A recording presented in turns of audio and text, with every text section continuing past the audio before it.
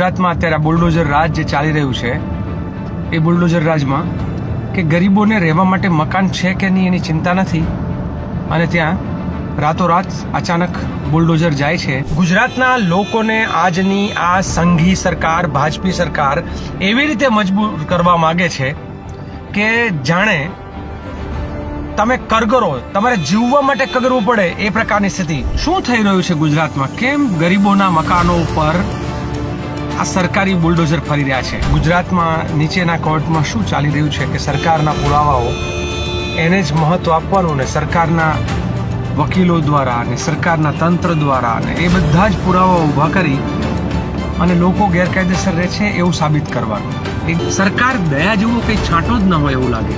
મિત્રો, મહાભારતમાં જ્યારે યુદ્ધ થતું ને તો પણ દિવસ આઠમે પછી યુદ્ધ છે એ રોકાઈ જતા હતા. જેમ નરેન્દ્રભાઈ રાતના 8-9 વાગે ને ટીવી ઉપર આવે ને લોકોને ડર લાગે કે હમણાં આ કંઈક જાહેરાત કરશે, એમ રાત્રે બુલડોઝરો નીકળે અને લોકોના ઘરો ઉપર બુલડોઝરો ફરે.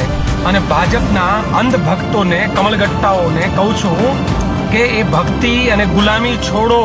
મિત્રો, એક ચિંતાજનક સમાચાર આવી રહ્યા છે.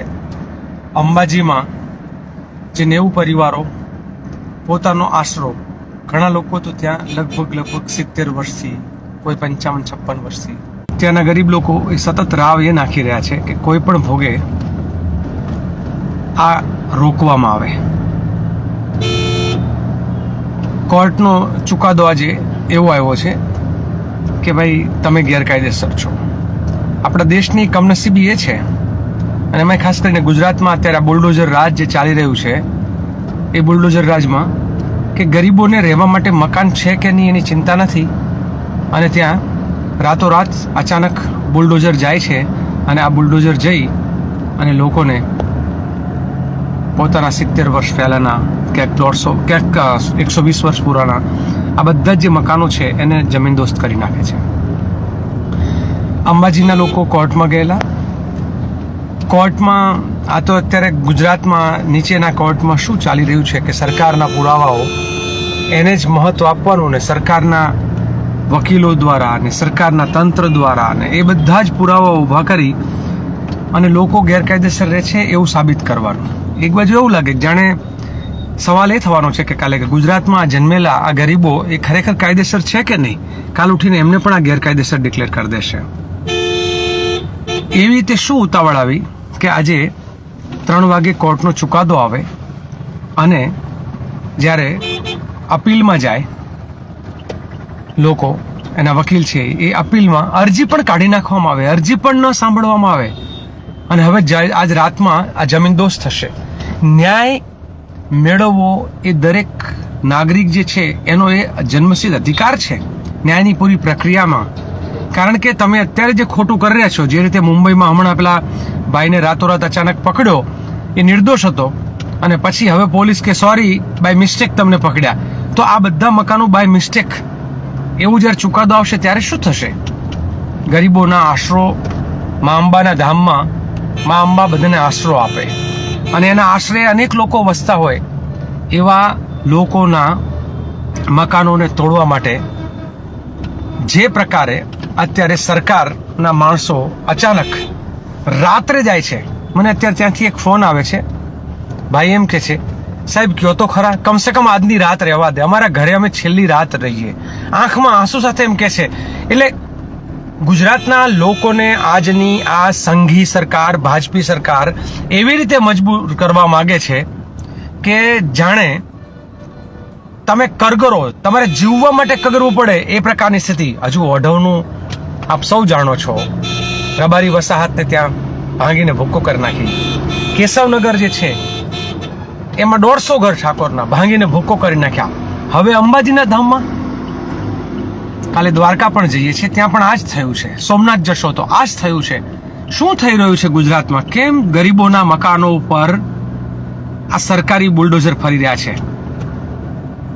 બહુ ચિંતાનો વિષય છે.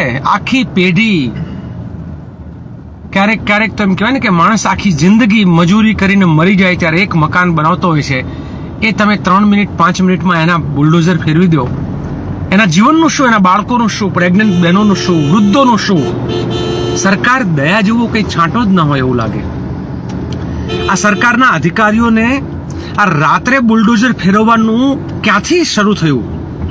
મિત્રો, મહાભારતમાં જ્યારે યુદ્ધ થતું ને તો પણ દિવસ 8 પછી યુદ્ધ છે એ રોકાઈ જતા હતા, કારણ કે સૂર્યાસ્ત પછી લોકો શાંતિથી સૂઈ શકે, રહી શકે. આ ગુજરાતમાં સૂર્યાસ્ત પછી જેમ નરેન્દ્રભાઈ રાતના 8-9 વાગે ને ટીવી ઉપર આવે ને લોકોને ડર લાગે કે હમણાં આ કંઈક જાહેરાત કરશે, એમ રાત્રે બુલડોઝરો નીકળે અને લોકોના ઘરો ઉપર બુલડોઝરો ફરે. મારે ગુજરાતના યુવાનોને, ગુજરાતના આ કમલગટ્ટાઓને, ગુજરાતના ભારતીય જનતા પાર્ટીના ગુલામ ભક્ત બની ગયેલા અંધ ભક્તોને કહેવાનું છે, આવી અંધભક્તિ ના હોય.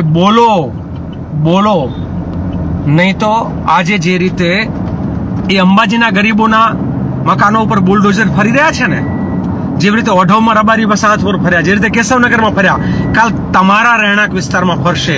અંધભક્તિ છોડો, અધિકારની વાત કરો. અંધભક્તિ છોડો.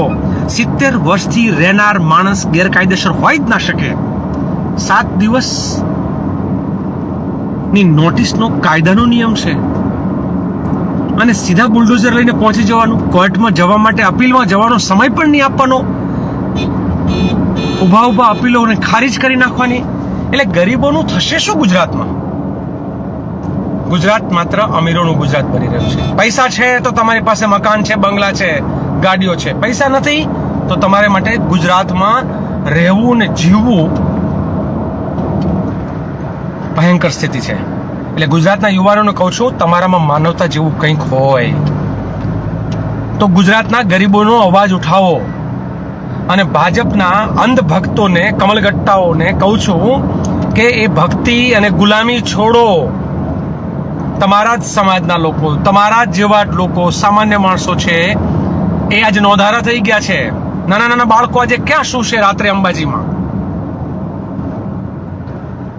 અવાજ ઉઠાવો, વિરોધ નોંધાવો અને સરકારને કહો કે ગામની જમીન ગામની હોય, સરકારના બાપની નહીં,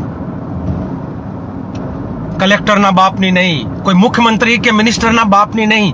એ એના વડવાઓ, એના બાપ દાદાઓ એ જગ્યા ઉપર વર્ષોથી ત્યાં જ જન્મ્યા છે, ત્યાં જ મર્યા છે, ત્યાં જ અંતિમ વિધિઓ થઈ છે. અને એવી જગ્યા ઉપરથી તમે એને મૂળિયા હોતા ઉખેડી નાખો છો. મિત્રો, તમારી ઉપર છોડું છું. તમારા પોતાના વિડીયો બનાવો, મૂકો, સરકારનો વિરોધ કરો કે આ બુલડોઝર રાજ ના ચાલે ગુજરાતમાં.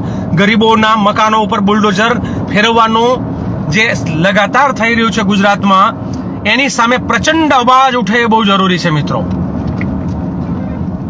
નહીં અવાજ ઉઠાવો, મૂંગા રહેશો તો મરી જશો. મૂંગા રહેશો તો તમારા પોતાના સંસાધનો છીનવાઈ જશે. જેમ ગૌચરો છીનવાયા, જેમ જમીનો છીનવાઈ, તમારા પોતાના ગામની અંદરના તમારા રહેઠાણના પ્લોટ છીનવાયા, ઝૂંપડપટ્ટીમાં રહેતા ગરીબોના છાપરા, એનું માળો વીખી નાખ્યો આ લોકોએ. હદ થઈ ગઈ હવે. કયા શબ્દોમાં આને કમખોડવું ખબર નથી પડતી. અધિકારીઓ ગુલામો બની ચૂક્યા છે, પણ માત્ર ગુલામી નહીં, દલાલી પણ કરી રહ્યા છે. અને અધિકારીઓ એ પોતે ધંધાના દલાલો હોવાના કારણે અધિકારીઓ રાતમાં બુલડોઝર લઈને પહોંચે છે. ઇનફ, બહુ થઈ ગયું હવે. અને મિત્રો, બોલવાનું શરૂ કરો. Enough is enough. સોશિયલ મીડિયાનો માધ્યમથી માત્ર તમે અદાણી ને અંબાણીની પ્રોડક્ટ ખરીદવા માટે સોશિયલ મીડિયાનો ઉપયોગ ના કરો. આ હમણાં કોક આવ્યો હતો ને ત્યાં મોટેરાના સ્ટેડિયમમાં, અરબો કમાઈને ગયો આ ગીતોમાં. એક જગ્યાથી બીજી જગ્યાએ ધાર્મિક યાત્રાઓમાં ઝંડા લઈને નીકળી પડવાનું, પણ જ્યારે પોતાના જ સમાજના મુદ્દા આવે ત્યારે અવાજ નહીં ઉઠાવવાનો. અધિકારનો ઝંડો ઉઠાવો, તિરંગો ઝંડો ઉઠાવો. સંવિધાનિક અધિકાર છે એને લઈને લોકોની વચ્ચે જાઓ, બોલવાનું શરૂ કરો.